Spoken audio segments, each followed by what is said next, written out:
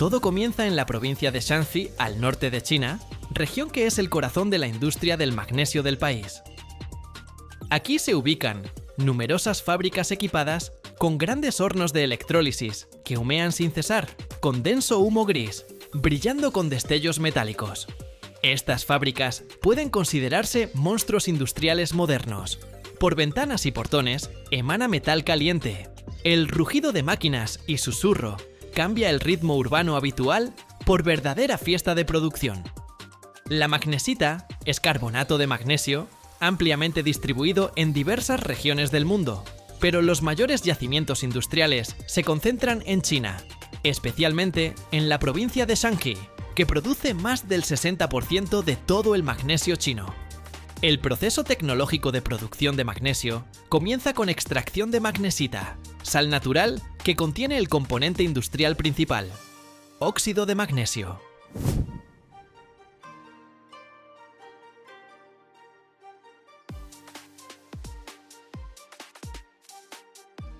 Tras extracción, el mineral se tritura y funde para obtener magnesita pura. En esta etapa, es importante obtener magnesita con nivel de pureza no menor a 85 o 90%, indicador aceptable para posterior procesamiento electrolítico. Aumentar el contenido de magnesio en materia prima mejora calidad del producto final y productividad de toda la producción. Luego sigue la etapa más importante, electrólisis. Este proceso consiste en dividir óxido de magnesio en magnesio metálico y oxígeno, bajo influencia de corriente eléctrica. Aquí precisamente, en cubas electrolíticas especiales, entra en juego todo el poder de la electrotecnología. A escala industrial, se aplica electrólisis en cubas especiales, donde magnesio está disuelto en cloruro de potasio y magnesio fundido a temperatura cercana a 800 grados Celsius.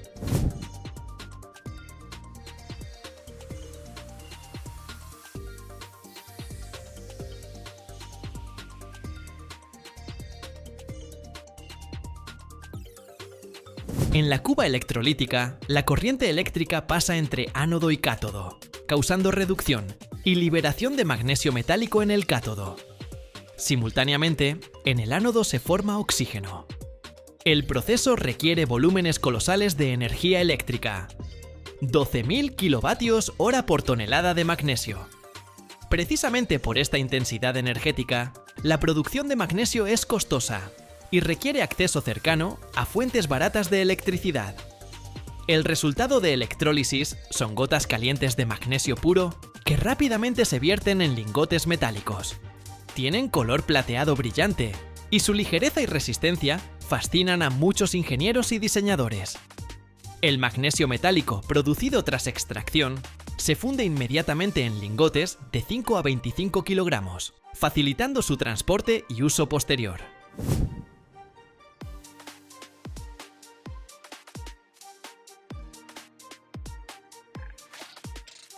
Estos lingotes llegan a fábricas de aleaciones de aviación, electrónica y fabricación automotriz. La producción de magnesio es ciclo continuo que requiere grandes recursos energéticos. Sin embargo, China está equipada con centrales eléctricas modernas que suministran volumen necesario de electricidad sin interrupciones. Gracias a propiedades únicas del magnesio, ligereza en relación al acero y resistencia, este metal se vuelve indispensable en muchas industrias. Una de las más innovadoras es la aviación. Aleaciones resistentes, ligeras basadas en magnesio, se usan para fabricar alas y otras estructuras de aviones Airbus resistentes a grandes cargas. Estos materiales permiten reducir peso del avión, impactando directamente en reducción de consumo de combustible y aumento de seguridad ecológica de vuelos.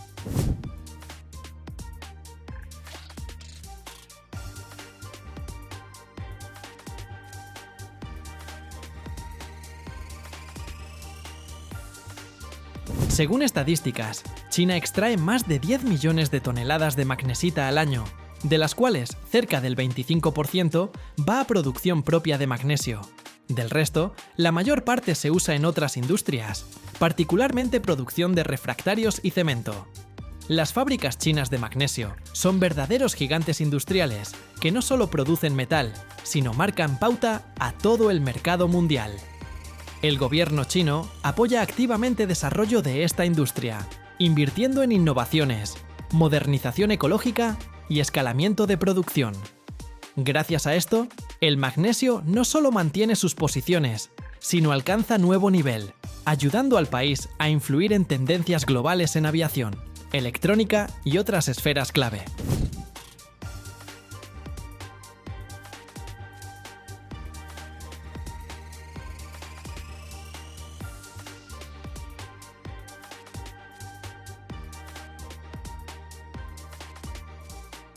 Al mirar la escala de producción de magnesio en China e imaginar las fábricas de Shanxi con sus hornos humeantes, es difícil no admirar el poder de la industria moderna.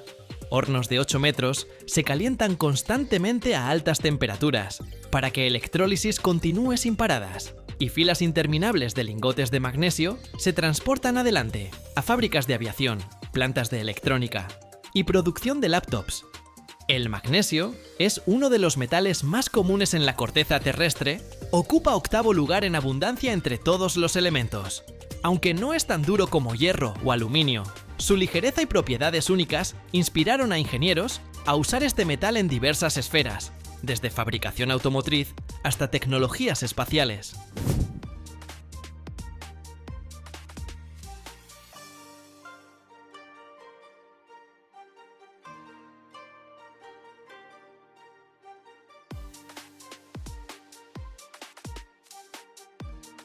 Es interesante que el magnesio es 4 veces más ligero que el acero. Por eso con él se pueden crear estructuras ligeras pero resistentes. Esto es extremadamente importante para aviación, donde cada gramo de peso importa. Aleaciones basadas en magnesio se aplican frecuentemente en producción de aviones Airbus, Boeing e incluso naves espaciales de NASA. Con uso de magnesio, los aviones se vuelven más económicos y su huella de carbono menor, lo que corresponde a tendencia de desarrollo sostenible. En laptop moderna, el magnesio también juega papel importante. Aleaciones metálicas aseguran resistencia del cuerpo con peso mínimo, haciendo dispositivos más ligeros y cómodos para usuarios. Otro hecho interesante es que el magnesio frecuentemente se usa en forma de ánodos de sacrificio para proteger estructuras de acero contra corrosión.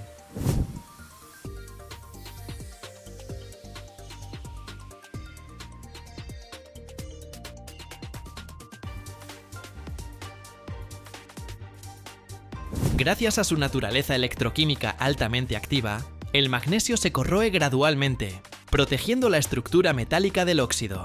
Esto es importante para puentes, tuberías y barcos, que sufren acción destructiva del agua marina. Actualmente, el magnesio se investiga activamente junto con otros metales ligeros: aluminio, titanio, circonio. Aleaciones ligeras con magnesio pueden resistir altas temperaturas, tienen buena resistencia a corrosión y excelente resistencia mecánica. Como resultado, estos materiales se usan en esferas avanzadas, desde autos eléctricos y equipo deportivo hasta construcción de drones ultraligeros y robótica.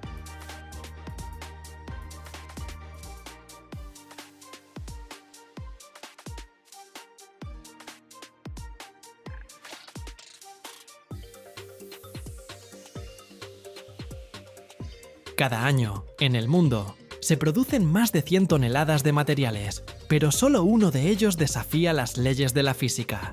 No es metal ni plástico, es grafeno. Un material más delgado que el ADN humano, pero 200 veces más resistente que el acero. Imagina, una sola capa de él podría soportar el peso de un elefante balanceándose en la punta de un lápiz.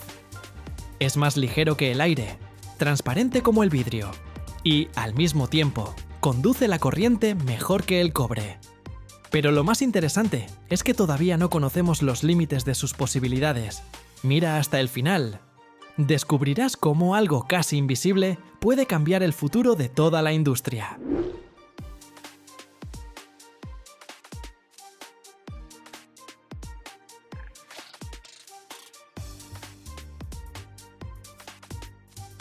Así pues, el grafeno es un material bidimensional que consta de una sola capa de átomos de carbono, dispuestos en una densa red bidimensional en forma de hexágonos. Posee una serie de propiedades únicas que lo hacen increíblemente prometedor. Los átomos de carbono en el grafeno están unidos entre sí por enlaces covalentes extremadamente fuertes.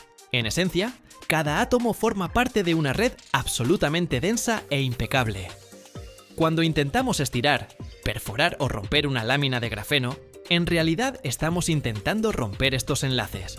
Lo singular es que cuando se aplica una fuerza externa a la red, no se rompe sin más. En cambio, la perfecta red hexagonal asegura una distribución uniforme de la tensión por todo el material. Los físicos han descubierto que para perforar una lámina de grafeno perfecta con un lápiz, por ejemplo, se necesitaría una fuerza comparable al peso de un elefante balanceándose en la punta de ese lápiz.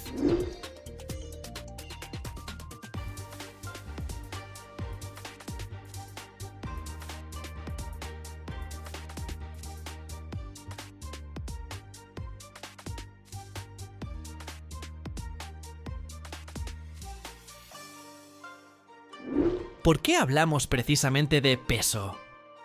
Este es un punto críticamente importante. Cuando los científicos comparan materiales, evalúan su relación específica de resistencia a peso. Por ejemplo, el acero es un material resistente, pero también es muy pesado. Y el grafeno es tan resistente como el acero, e incluso más, pero su peso es insignificante. Una hoja de grafeno es tan delgada que 1 kilogramo de este material podría cubrir un área comparable a varios campos de fútbol. Esto significa que si tomáramos un trozo de grafeno y un trozo de acero de alta calidad del mismo peso, el grafeno soportaría 200 veces más carga antes de deformarse o romperse. Esta característica lo convierte en el candidato ideal para crear materiales compuestos ultraligeros y ultrarresistentes para la industria aeroespacial, blindajes y equipamiento deportivo de alta tecnología. Imagina que incluso la más mínima adición de grafeno a materiales comunes, como plásticos o resinas epoxi, puede transformarlos en algo completamente nuevo. Los científicos ya están trabajando en la creación de chalecos antibalas ultrafinos, pero impenetrables, que pesan mucho menos que la armadura de Kevlar tradicional. Añadir una pequeña cantidad de grafeno al hormigón puede hacerlo significativamente más resistente a las grietas y los daños, prolongando la vida útil de puentes y edificios. Las carrocerías y fuselajes de aviones, creados a base de grafeno, serán más ligeros, lo que supondrá un ahorro considerable de combustible, pero al mismo tiempo se volverán mucho más resistentes y seguros. Así, el grafeno es la encarnación de una paradoja. Es casi invisible, pero en resistencia supera a los metales más fuertes. Esto abre una era completamente nueva en la ciencia de los materiales, donde los materiales son a la vez ligeros, flexibles e insuperablemente resistentes. La producción de grafeno es un verdadero rompecabezas para los científicos. Se puede obtener de 3 maneras principales, que difieren en precio, calidad y volúmenes de producción. Imagina que tienes la tarea de fabricar una lámina finísima, pero tiene que ser perfecta.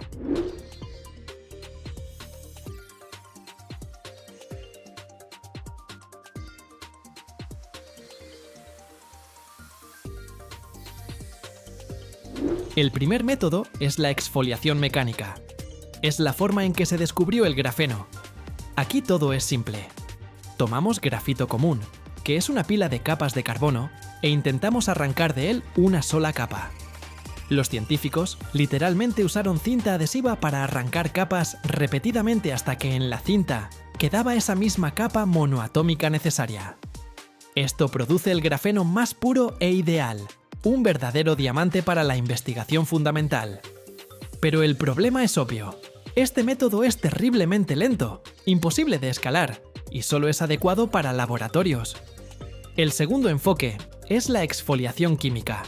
Se necesita cuando queremos obtener mucho grafeno, para añadirlo a baterías, plásticos o tintas. Aquí no jugamos con cinta adhesiva, sino que usamos artillería química pesada.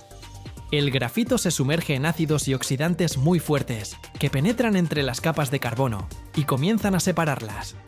El resultado es una mezcla espesa.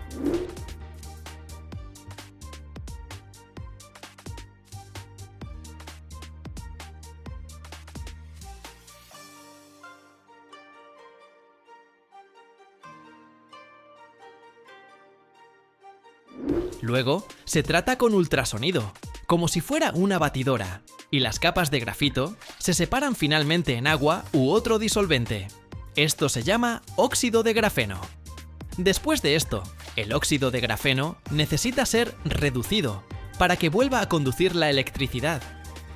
Este método es barato y produce grandes volúmenes, pero el producto final siempre tiene muchos defectos e impurezas. Es adecuado para compuestos, pero no para la electrónica sensible. El tercer y más prometedor método es la deposición química de vapor.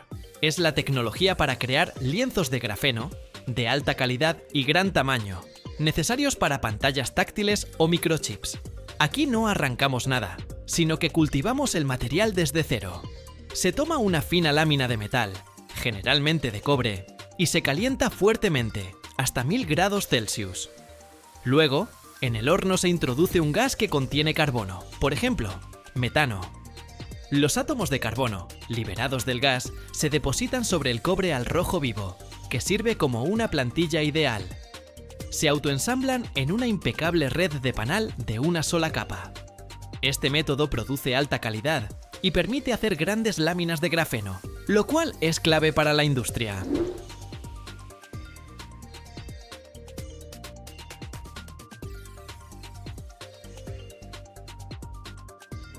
Lo más difícil después de esto es retirar con cuidado la película de grafeno de la base metálica y transferirla al material deseado, por ejemplo, a un plástico flexible, sin dañar la frágil estructura.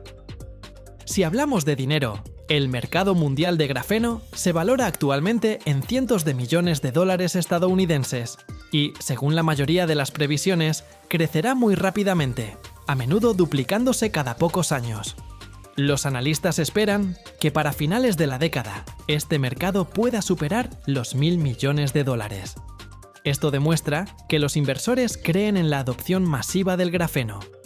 A diferencia de los productos básicos, el mercado del grafeno está muy segmentado por tipo y calidad.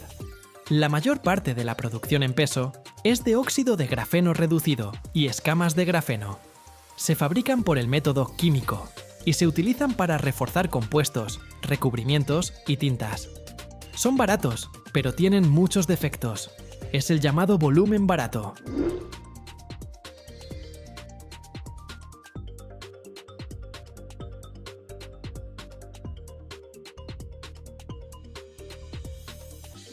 ¿Y qué hay de la calidad cara? La menor parte en peso, pero la más cara en valor, es el grafeno puro de una sola capa en forma de películas. Se necesita para la electrónica de alta tecnología y es muy caro debido a la complejidad de su producción y transferencia. El mercado de la producción de grafeno está muy concentrado en Asia, especialmente en China. Las empresas chinas son líderes mundiales en la producción de grandes volúmenes de grafeno para baterías y supercondensadores, precisamente el que se hace por el método químico.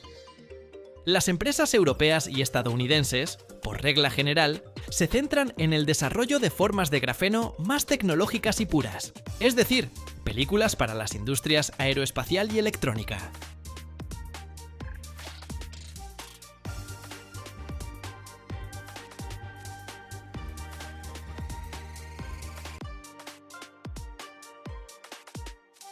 Cada año, en el mundo, más de 40 millones de coches salen de circulación.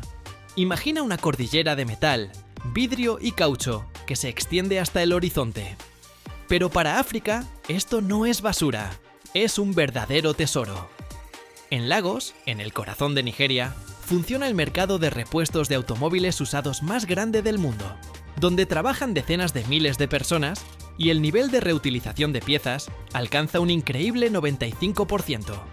Aquí, cada tornillo, cada válvula e incluso un faro roto obtienen una segunda vida. Y ahora imagina, un trozo de un viejo Volkswagen, que una vez circuló por Berlín, puede convertirse en parte de un nuevo rascacielos en Lagos. Mira hasta el final y descubrirás un secreto que cambiará tu percepción sobre la muerte de un coche.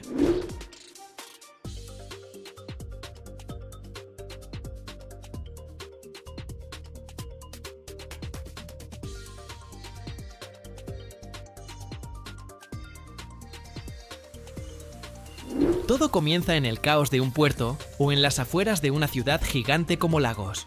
Un campo enorme e interminable que se extiende hasta el horizonte, cubierto no con montañas, sino con cordilleras enteras de coches muertos.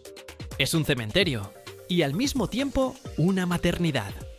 Aquí descansan europeos cansados, viejos Peugeot y Volkswagen que una vez circularon por las carreteras perfectas de Alemania.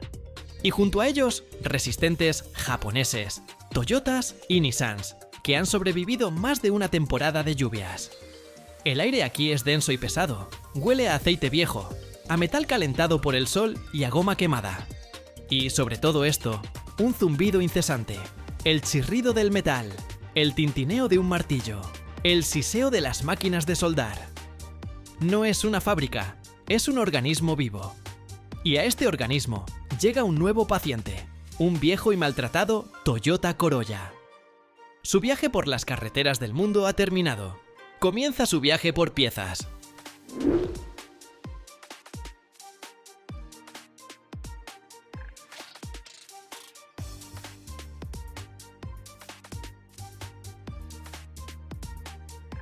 Apenas se ha enfriado, cuando una bandada de cirujanos se abalanza sobre él. No son robots, son personas, cada una un especialista en su campo. Aquí no hay cadena de montaje, hay equipos. El primer equipo, armado solo con llaves y destornilladores, se sumerge en el interior. En cuestión de minutos, de allí salen volando los asientos, los paneles de las puertas, el salpicadero, el volante. Cada elemento se inspecciona cuidadosamente. Si un asiento está simplemente sucio, se llevará al lavado, se limpiará y se venderá como nuevo. Si la tapicería está rota, se quitará, y el armazón irá a un soldador que lo reparará y preparará para una nueva tapicería. El salpicadero se desmontará en sus componentes: velocímetro, tacómetro, botones. Todo esto son artículos valiosos por separado. Mientras el primer equipo desguaza el interior, el segundo ya ha abierto el capó. Son los cardiocirujanos. Su objetivo, el corazón del coche, el motor y la caja de cambios. Con una velocidad y coordinación increíbles, desconectan todas las mangueras, cables y soportes.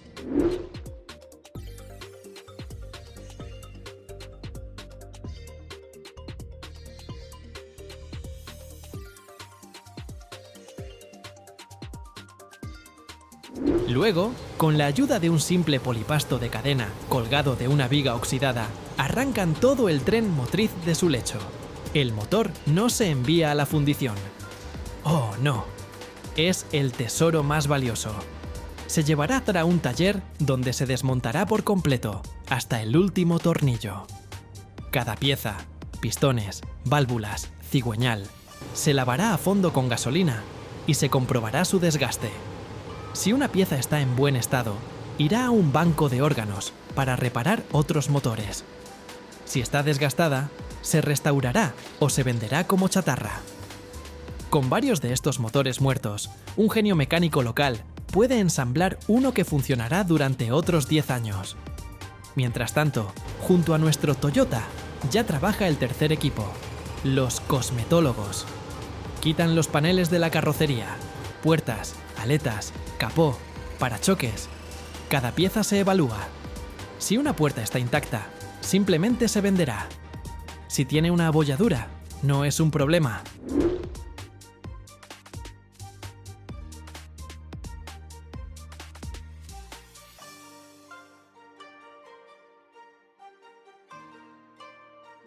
Se la llevarán a un chapista, un verdadero escultor del metal. Con un martillo, un yunque y una increíble sensibilidad para el metal, sacará la abolladura de tal manera que apenas se notará. Luego, la pieza se pintará y se venderá como casi nueva. Incluso un faro roto no es basura. Se extraerán con cuidado los trozos de cristal intactos, que luego podrán usarse para reparar otro faro. Pero eso no es todo. También están los neurólogos y los cirujanos vasculares. Extraen con cuidado todo el cableado del coche. No es solo un manojo de cobre, es un sistema completo que se puede instalar en otro coche. Radiadores, alternadores, motores de arranque, bombas de gasolina. Todos estos son órganos valiosos por separado que se extraen, se comprueban, se reparan y vuelven a la batalla.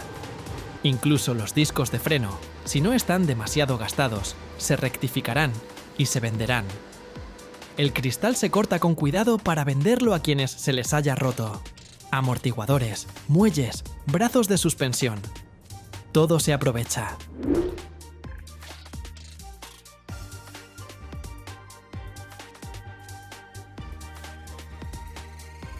Y así, después de unas horas, en el lugar donde estaba el coche, solo queda un esqueleto desnudo y destrozado.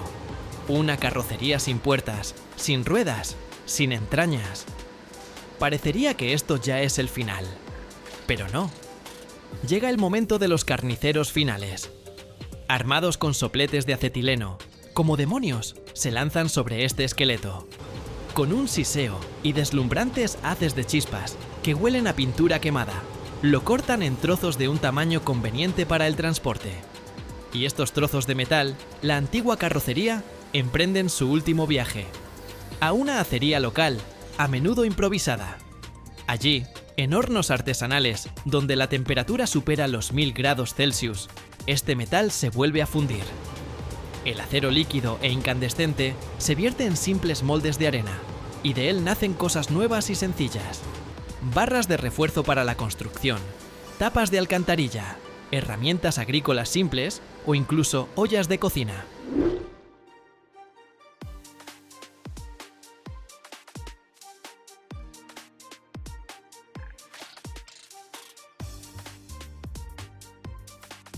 El mercado de repuestos de automóviles usados más grande de Nigeria, y posiblemente de toda África, es Ladipo en Lagos.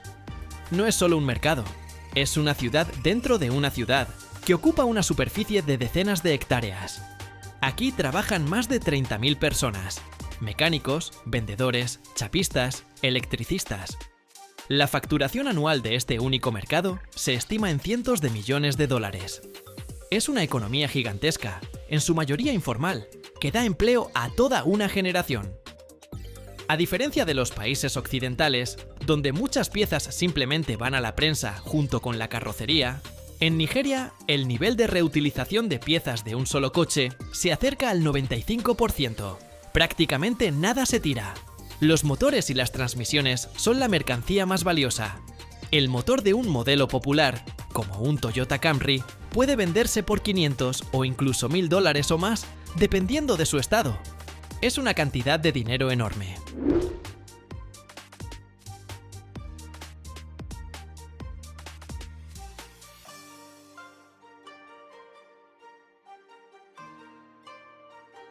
Los paneles de la carrocería, puertas, aletas, capós, son el pan de cada día para miles de pequeños talleres. Faros, espejos, botones del interior, emblemas. Todo tiene su precio. Incluso los viejos asientos de coche no se desperdician. A menudo se reparan y se utilizan como muebles en casas y cafés. Y, por último, lo que queda.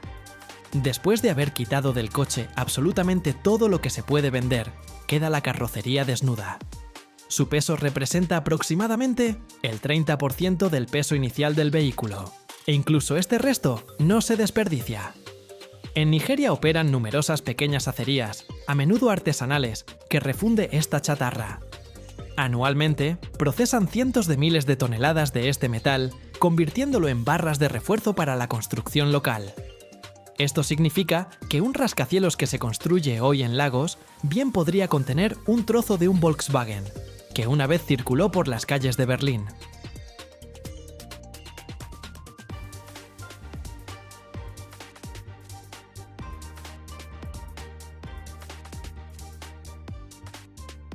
Imagina una piedra, de apariencia tan común, pero en cuyo interior se esconde la fuerza capaz de soportar las cargas multimillonarias de la civilización.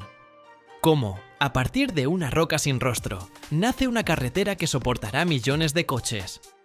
Cómo la vibración de las mandíbulas de acero transforma un monolito en los diminutos cristales de las futuras ciudades. Cada año, solo en los Estados Unidos, se trituran más de 1000 millones de toneladas de rocas. Y este estruendo se oye mucho más allá de las canteras. Pero hay un detalle que no se cuenta en los informes públicos. Lo que se esconde en el polvo y los golpes de estas máquinas podría cambiar tu percepción sobre una simple piedra. Mira hasta el final y descubrirás el secreto que esconde la industria.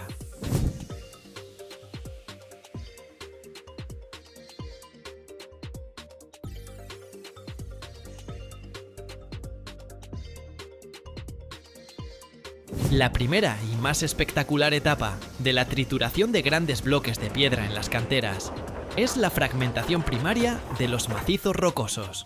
El proceso en sí comienza cuando enormes masas de roca, a veces del tamaño de decenas de toneladas, se alimentan a complejos de trituración especiales. Estos complejos están equipados con potentes trituradoras de mandíbula, capaces de manejar rocas extremadamente duras y resistentes. En el momento de la trituración de las piedras, se puede observar una impresionante colisión de las superficies de acero de la trituradora con la roca, acompañada de golpes sordos y un estruendo que se oye a gran distancia. Las mandíbulas de la trituradora se mueven con una fuerza capaz de romper las rocas más duras, destruyendo enormes peñascos en fragmentos más pequeños. Todo el proceso está automatizado y se lleva a cabo a alta velocidad, lo que garantiza una producción continua y eficiente.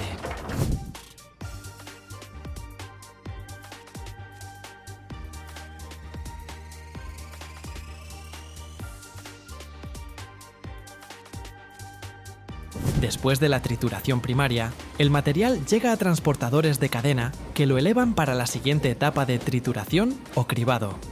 La vulnerabilidad del proceso reside en que, incluso en las etapas iniciales, se necesita un control cuidadoso, ya que los golpes demasiado intensos pueden causar una trituración excesiva o la formación de polvo, lo que afecta negativamente la calidad del producto. Las características técnicas de las trituradoras son impresionantes. Motores con una potencia de cientos de kilovatios y pesadas estructuras de acero, que pesan decenas de toneladas, garantizan un funcionamiento estable incluso bajo cargas significativas.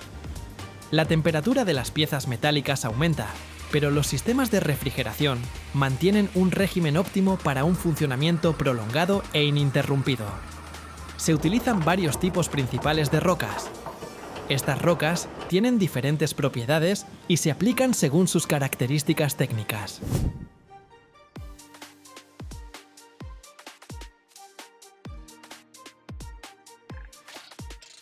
El granito es una de las rocas más comunes y resistentes para la producción de grava. Es una roca volcánica compuesta principalmente por cuarzo, feldespato y mica. La grava de granito tiene una alta dureza y resistencia al desgaste y se utiliza a menudo para la construcción de carreteras, vías férreas y estructuras de hormigón. Los tamaños de la grava de granito pueden variar desde una fracción fina de 5 a 20 milímetros, hasta una grande de 40 a 70 milímetros. La grava de río es una roca sedimentaria suelta, compuesta principalmente por guijarros redondeados. Es menos resistente que el granito, pero tiene una radiactividad más baja, lo que la hace segura para su uso en la construcción residencial. La grava de río se utiliza como agregado en el hormigón y para el subbalasto de las carreteras.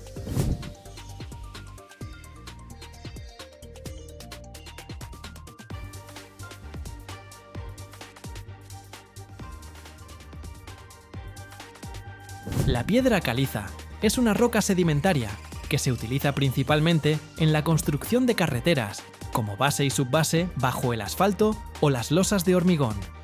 La grava de piedra caliza tiene una dureza más baja, pero es un material económicamente ventajoso. La cuarcita es una roca metamórfica de alta dureza y resistencia al desgaste. Se utiliza para el subbalasto de aeródromos y en el diseño de paisajes. La andesita es una roca volcánica con buena ecología y resistencia al desgaste. Se utiliza para la producción de grava y como componente en el hormigón.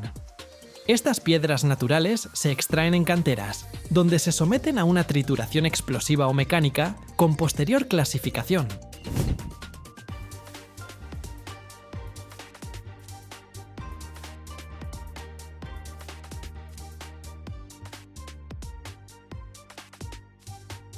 Después de la fragmentación primaria de los bloques de piedra en el complejo de trituración, la siguiente etapa importante es la separación del material en fracciones mediante un sistema de cribas. Este proceso no es menos espectacular y está precisamente ajustado, ya que de la calidad de la clasificación dependen la homogeneidad y la conformidad del material con los requisitos técnicos. El tamaño de las partículas de la futura arena de construcción, grava o gravilla, se establece mediante mallas de gran, mediano y pequeño tamaño. Una gran cantidad de rejillas, dispuestas una sobre otra, forman un complejo de transporte secuencial, donde se realiza una clasificación automática por fracciones.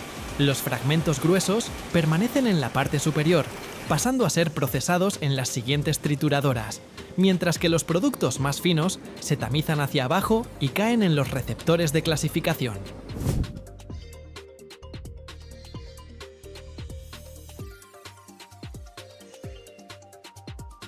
Todo el sistema está sincronizado y funciona en modo automático. Cada malla se limpia regularmente de obstrucciones para evitar paradas y no comprometer la calidad del producto. Y el movimiento del material es controlado por sensores y un sistema de control de producción.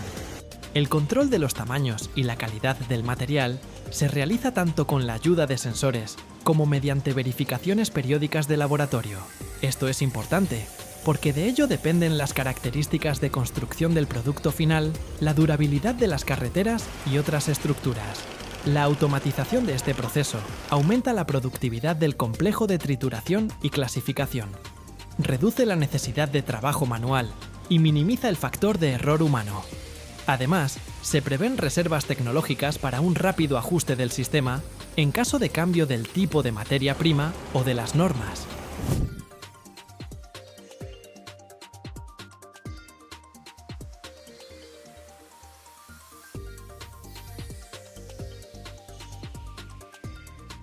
La vulnerabilidad de esta etapa reside en que una separación de calidad del material en fracciones garantiza el máximo aprovechamiento de la materia prima natural y crea excelentes condiciones para la posterior fabricación de mezclas de hormigón, cimientos, carreteras y vías férreas. En los Estados Unidos de América, la trituración de rocas es uno de los componentes clave de la industria minera y de procesamiento, así como del sector de la construcción. Según datos del Servicio Geológico de los Estados Unidos, el volumen anual de extracción y trituración de minerales no metálicos, incluyendo granito, piedra caliza y mezclas de arena y grava, asciende a decenas de millones de toneladas. El año pasado, los Estados Unidos produjeron más de 1.200 millones de toneladas de piedras de construcción, de las cuales una gran parte corresponde a grava triturada y gravilla, utilizadas para la construcción de carreteras, autopistas, vías férreas y estructuras de hormigón.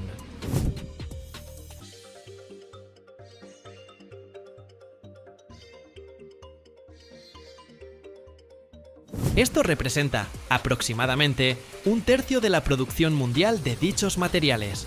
El consumo de energía de las empresas de trituración en los Estados Unidos se optimiza constantemente.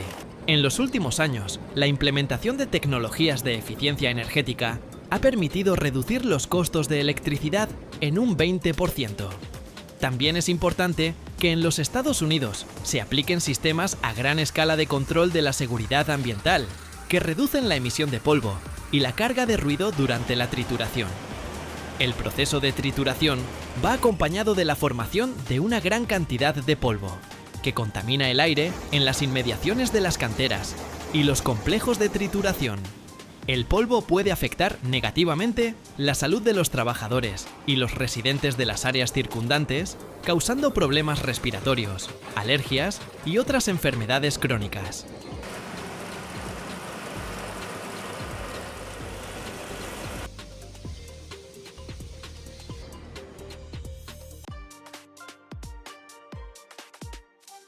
Cada año, en el mundo, se producen más de 8.000 millones de metros cuadrados de vidrio, suficiente para cubrir un país entero. Pero pocos saben que el camino hacia un panel perfectamente transparente comienza con arena blanca, parecida a un desierto en miniatura. Imagina un río de vidrio al rojo vivo que fluye a través de un horno del tamaño de una casa y se vierte suavemente sobre una superficie de estaño fundido, creando una cinta perfectamente lisa. Esto no es solo tecnología, es una verdadera alquimia que transforma una materia frágil en una armadura transparente para rascacielos, acuarios e incluso coches. Mira hasta el final. Allí revelaré un secreto del que seguro nunca has oído hablar.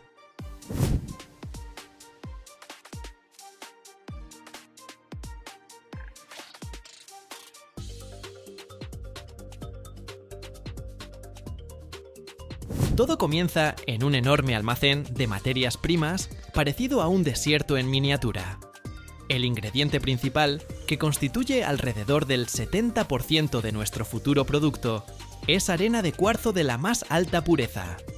Debe ser perfectamente blanca, porque cualquier impureza de hierro le daría al vidrio un indeseable tono verdoso.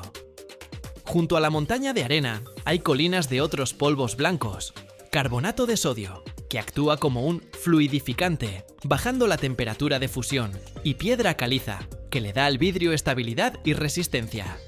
Un gigantesco cargador de pala coge toneladas de cada ingrediente y los vierte en enormes silos.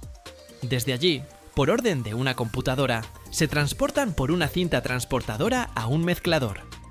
Es un tambor giratorio gigante donde todos los componentes, incluida una cantidad significativa de vidrio reciclado, se mezclan en una mezcla perfectamente homogénea llamada carga.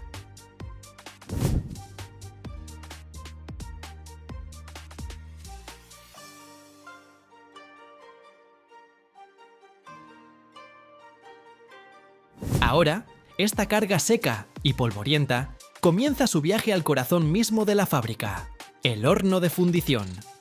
Una enorme piscina, revestida por dentro con ladrillos refractarios, del tamaño de una casa pequeña. Es un horno que nunca duerme. Funciona de forma continua, durante años, manteniendo en su interior una temperatura de 1600 grados Celsius. La carga, en un flujo continuo, se vierte por una cinta transportadora en un extremo de este horno. Al caer en este infierno, comienza a fundirse instantáneamente, convirtiéndose en un río espeso, viscoso y de un naranja cegador de vidrio líquido. Este río fluye lentamente a través de toda la piscina, y durante este tiempo, todas las burbujas de gas salen de él, y la masa se vuelve perfectamente homogénea. Y entonces, este río de fuego brillante sale del horno y llega al invento más genial del mundo del vidrio, el baño de flotado. Es un largo túnel hermético, lleno no de agua, sino de estaño fundido. El estaño tiene una superficie perfectamente lisa y especular.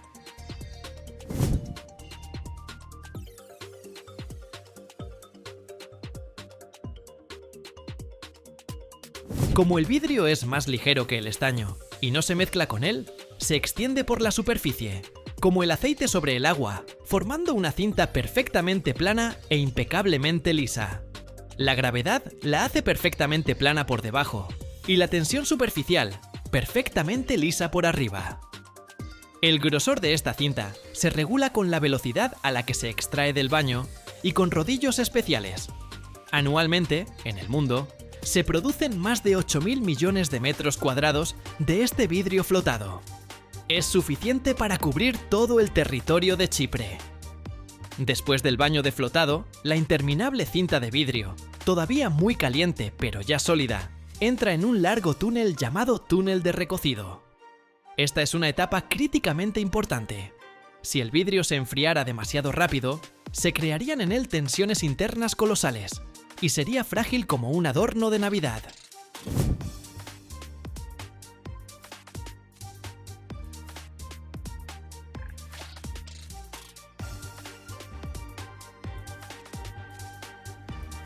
Pero en el túnel, de cientos de metros de largo, la temperatura del vidrio se reduce lenta y muy controladamente, desde 600 grados hasta la temperatura ambiente.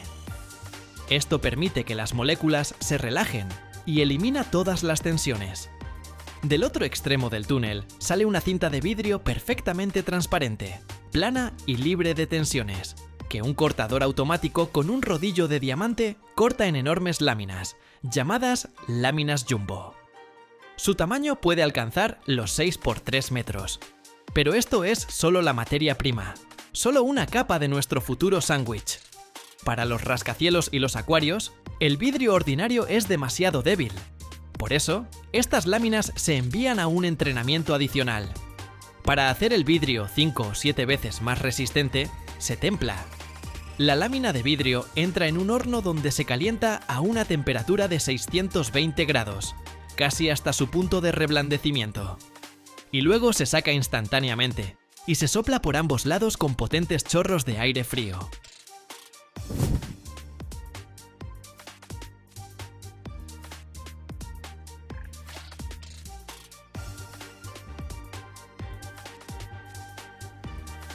La superficie exterior del vidrio se enfría instantáneamente y se contrae, formando un resistente caparazón, mientras que la parte interior se enfría más lentamente. Esto crea unas tensiones internas increíbles que hacen que el vidrio sea locamente resistente. Si tal vidrio se rompe, se deshará en miles de pequeños cubos seguros y no en fragmentos afilados como dagas. Pero incluso el vidrio templado es solo una capa. Para crear una verdadera armadura, se utiliza el proceso de laminado. Se toman 2 o más láminas de vidrio y entre ellas se coloca una fina película transparente de polivinilbutirol. Este sándwich se envía a un horno especial llamado autoclave. En su interior se crea una alta temperatura y una enorme presión. Bajo la acción del calor y la presión, la película se derrite y pega firmemente las láminas de vidrio en un único bloque monolítico. Si tal vidrio se rompe, no se deshará.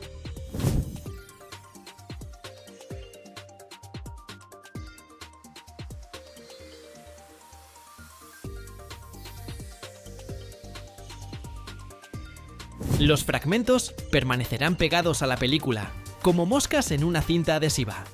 Así es como se hacen los parabrisas de los coches, y así es como se hace el vidrio para los rascacielos. Para los acuarios, este sándwich puede ser simplemente increíble. Por ejemplo, el grosor del vidrio acrílico en el acuario de Dubái alcanza los 75 centímetros. Es casi 1 metro de grosor.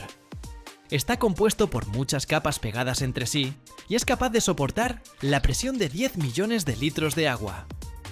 Finalmente, al vidrio para rascacielos se le aplica un recubrimiento especial. En una enorme cámara de vacío, sobre la superficie del vidrio, se pulverizan las más finas capas invisibles de metales como la plata o el titanio. Este proceso, llamado pulverización catódica por magnetrón, crea un recubrimiento de baja emisividad. Funciona como un filtro inteligente. En verano, refleja la radiación solar infrarroja hacia el exterior, evitando que el interior se caliente, y en invierno, por el contrario, refleja el calor de los radiadores de vuelta a la habitación, impidiendo que se escape.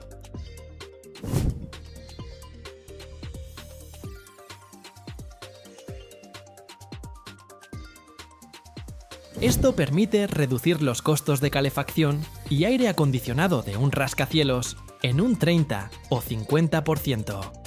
Y solo después de todas estas complejas, calientes y precisas operaciones, la arena común se convierte en una armadura transparente de alta tecnología, lista para convertirse en un muro invisible entre el hombre y los elementos.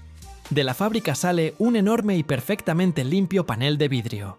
Es resistente, pero al mismo tiempo increíblemente frágil a los golpes puntuales y las vibraciones. ¿Cómo transportarlo intacto a cientos de kilómetros? Para ello se utilizan camiones especiales que parecen extraños esqueletos metálicos. Son los llamados inloaders. En lugar de una caja normal, tienen en el medio un profundo pozo y a los lados 2 marcos inclinados, parecidos a caballetes gigantes, llamados pirámides. Las láminas de vidrio se colocan en estas pirámides casi verticalmente, en un pequeño ángulo.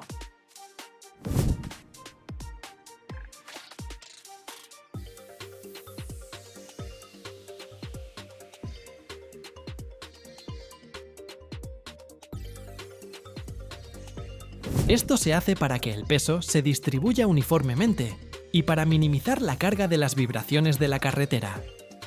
Cada lámina está separada de la siguiente por suaves espaciadores y todo el paquete está firmemente sujeto con decenas de correas y abrazaderas hidráulicas. El conductor de un camión, así es un verdadero as. Lo conduce de manera increíblemente suave, evitando frenazos y giros bruscos.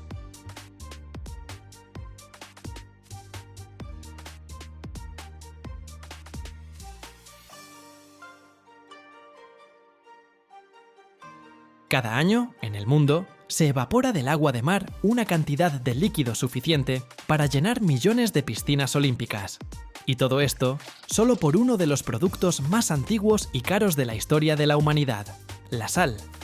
En la bahía de San Francisco, las gigantescas salinas ocupan más de 13.000 acres. Eso es como 10.000 campos de fútbol alicatados. Aquí, el sol y el viento convierten 600 millones de galones de agua en 1 millón de toneladas de cristales blancos como la nieve. Pero la principal intriga es que, al final de este video, descubrirás un secreto que cambiará para siempre tu percepción sobre la sal común.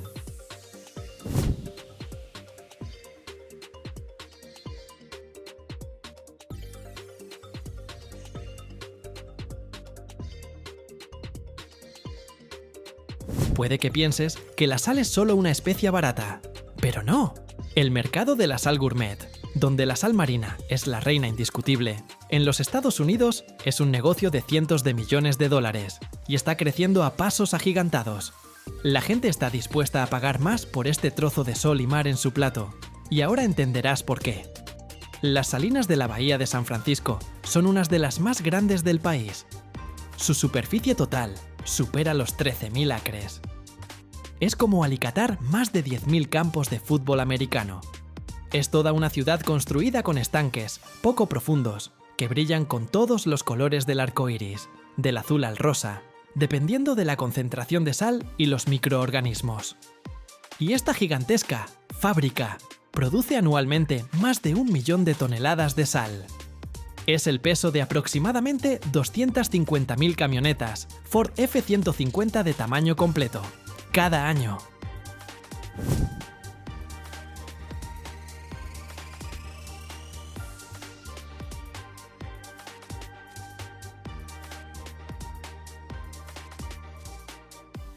Imagina una enorme extensión de costa en algún lugar cálido, soleado y ventoso. Por ejemplo, en la costa del Mediterráneo, en Francia o en Portugal. Aquí, en un terreno perfectamente plano, la gente construye todo un laberinto de estanques poco profundos e interconectados, llamados salinas. Se parece a gigantescos arrozales, solo que en lugar de arroz, aquí crecerá sal. Y así, durante la marea alta, se abren las compuertas, y el agua de mar, limpia y llena de vida, fluye con fuerza hacia el primer y más grande estanque. Este es nuestro jardín de infancia para los futuros cristales. Las compuertas se cierran y para el agua comienza un largo y perezoso viaje. Para obtener una sola libra de esta crujiente sal marina, el sol y el viento deben evaporar casi 3,5 galones de agua de mar. Es decir, por cada 100 libras de agua, solo hay unas 3,5 libras de sal.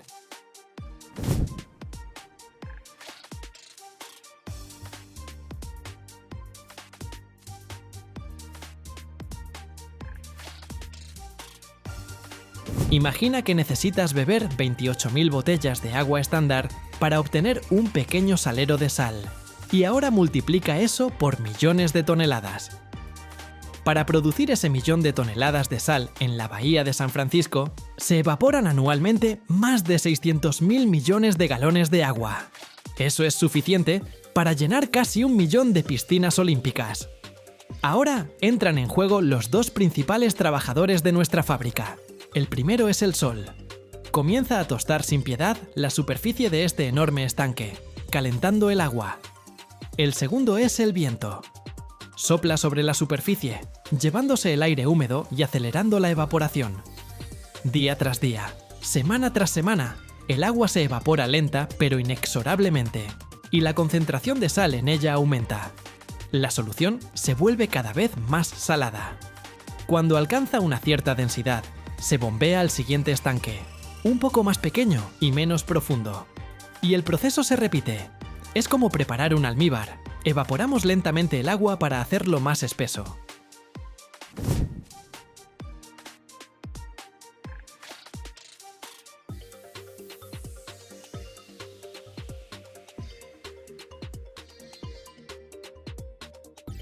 Mientras el agua viaja por este laberinto, de ella van precipitando gradualmente diferentes minerales. Primero, en los primeros estanques, se depositan en el fondo el yeso y otras impurezas no deseadas. Es un proceso de purificación natural. El agua se vuelve cada vez más limpia y más salada. Y así, después de varios meses, esta solución súper concentrada, llamada salmuera, llega a los estanques finales y menos profundos. Los cristalizadores. Esta es la sala de partos de nuestra fábrica de sal. Aquí, la profundidad del agua es de solo unos centímetros, y la concentración de sal es tan alta que ya no puede permanecer disuelta. Y aquí comienza el verdadero milagro. Bajo el sol abrasador, en la superficie del agua comienzan a formarse pequeños cristales de sal, parecidos a copos de nieve. Este es el producto más delicado, puro y caro, las llamadas flores de sal o fleur de sel.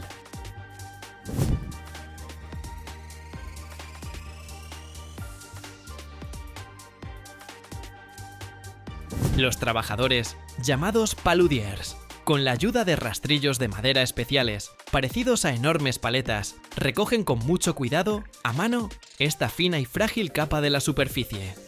Es un trabajo de joyería que requiere una paciencia increíble. Estas flores no tienen tiempo de hundirse y absorber otros minerales, por lo que tienen un sabor increíblemente puro y delicado. Los cristales de sal que no fueron recogidos de la superficie crecen lentamente y se depositan en el fondo del cristalizador, formando una capa gruesa y densa. Cuando casi toda el agua se ha evaporado y en el fondo yace una brillante manta blanca de sal, llega el momento de la gran cosecha. A veces se hace a mano, con palas y carretillas. Los trabajadores amontonan la sal en enormes montañas blancas como la nieve, que brillan al sol como cumbres nevadas. En producciones más modernas, se pueden utilizar pequeñas cosechadoras especiales que cortan y recogen cuidadosamente la capa de sal.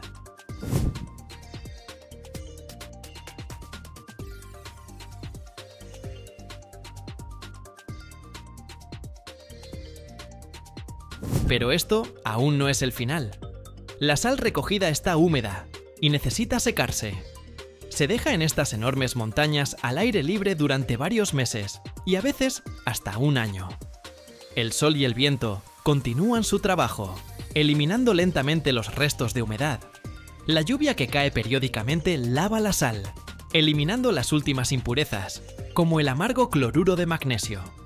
Es un proceso de purificación natural que le da a la sal su característico sabor suave, tan apreciado por los gourmets. Y solo después de este largo camino, cuando la sal se ha vuelto seca y suelta, puede ser enviada al procesamiento final. Se tamiza para clasificar los cristales por tamaño, desde los grandes y gruesos para los molinillos, hasta los finos para los saleros comunes. A diferencia de la sal de mesa común, no se somete a un tratamiento químico agresivo ni se le añaden antiaglomerantes.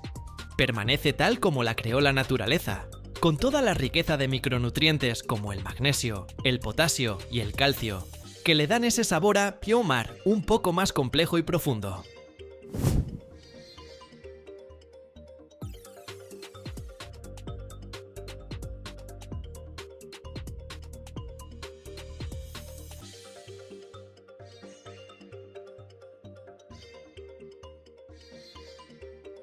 ¿Por qué la gente paga más por este producto secado al sol?